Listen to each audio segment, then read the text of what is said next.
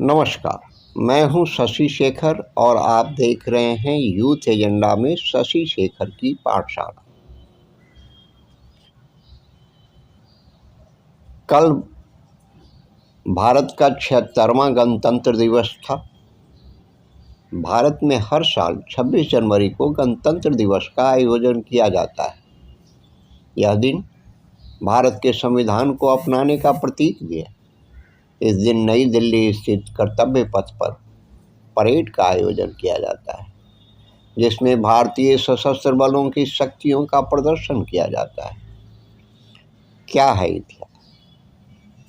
साल 1947 में 27 अक्टूबर को 299 सदस्यीय संविधान सभा ने भारतीय संविधान का मसौदा तैयार करना शुरू किया, जिसे अंततः 26 नवंबर 1949 को अपनाया गया था। संविधान सभा को भारतीय संविधान को अंतिम रूप देने में 3 वर्ष लगे, जिसमें डॉक्टर B.R. अम्बेडकर ने मसौदा समिति के अध्यक्ष के रूप में काम किया। हालांकि आधिकारिक तौर पर यह 26 जनवरी 1950 को लागू हुआ, जिसके साथ ही भारत की एक संप्रभु लोकतांत्रिक गणराज्य के रूप में शुरुआत हुई। 76वां और 77वां गणतंत्र दिवस कई लोग 1949 से गिनती करते हैं और सोचते हैं कि उसी दिन संविधान को अपनाया गया था, लेकिन उसका वास्तविक महत्व उस दिन में निहित है जब यह लागू हुआ। यह अधिनियम 1950 में लागू हुआ और 26 जनवरी 1950 को भारत के गणतंत्र दिवस समारोह की आधिकारिक तिथि बना दिया गया। यह राष्ट्रीय गौरव का दिन है, जिस देश भर के नागरिक देशभक्ति की भावना के साथ मनाते हैं। इसलिए भारत अपना 76वां गणतंत्र दिवस 26 जनवरी 2025 को मना रहे हैं। क्यों मनाया जाता है गणतंत्र दिवस? 1950 में भारतीय संविधान को अपनाने के सम्मान में भारत में हर वर्ष 26 जनवरी को गणतंत्र दिवस मनाया जाता है। यह दिन भारत के ब्रिटिश आधिपत्य से एक संप्रभु लोकतांत्रिक गणराज्य में परिवर्तन का प्रतीक है। यह राष्ट्र के मार्गदर्शक सिद्धांतों के रूप में न्याय, स्वतंत्रता, समानता और बंधुत्व की स्थापना का प्रतीक है। 26 जनवरी को ही क्यों मनाया जाता है गणतंत्र दिवस? 1930 में संपूर्ण स्वराज की घोषणा 26 जनवरी को ही की गई थी। इसके उपलक्ष्य में 26 जनवरी का दिन चुना गया। गणतंत्र दिवस राष्ट्रीय गौरव का क्षण है, जो भारत की एकता और लोकतांत्रिक मूल्यों का प्रतीक है। ऐसे में 26 जनवरी को ही गणतंत्र दिवस मनाया जाता है।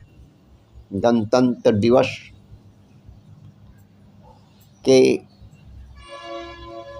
एक ऐतिहासिक पल, जब चीन युद्ध में राष्ट्रीय स्वयंसेवक संघ के योगदान से प्रभावित हो, भारत के प्रथम प्रधानमंत्री जवाहरलाल नेहरू के आग्रह पर राष्ट्रीय स्वयंसेवक संघ के 3500 गणवेशधारी स्वयंसेवक स्वयं प्रधानमंत्री जवाहरलाल नेहरू के आग्रह पर राजपथ पर परेड में शामिल हुए थे।